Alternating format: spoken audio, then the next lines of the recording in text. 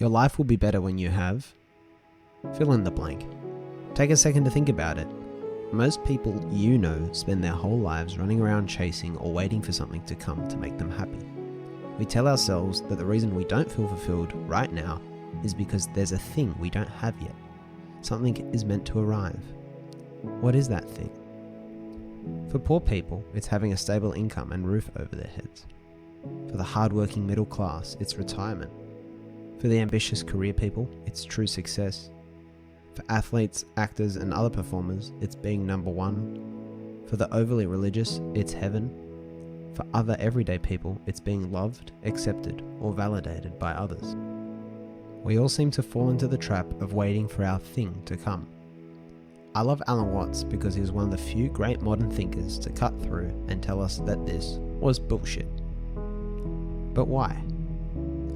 Watts discusses our system of education, which is based on a sinister idea. Young people used to get involved in their parents' work, but they're getting locked out of it now, given dumb plastic toys to play with instead, and told that they're not ready. We put them in a strange bubble away from the real world, called school, and keep them tied along by telling them that the big thing is coming. The thing is coming. It's coming. It's coming. That great thing. Only with these faulty expectations in mind, one of two things happens. One, it never comes. We never quite get there. Or secondly, we get what we wanted, but we feel no different to the way we've always felt. But by this point, it's normally too late to go back and start again. Here's the problem. We're prepared for unreality. We're placed in a bubble where very small things are made to feel very important. That math test, those marks at university, the promotion, the house, that acceptance, fame, stability. But it's an elaborate game, a colossal social accident. And the tragedy is that we go our whole lives putting all this effort and expectation into often fruitless pursuits, losing the time we had to accept a much simpler reality. And it's only when we escape and look at this system from the outside that we can really mature and see it for what it is. It's going to sound strange. It's going to sound too simple. But no matter what the pain is you feel in your life, it only ever comes from one main source: failing to see reality.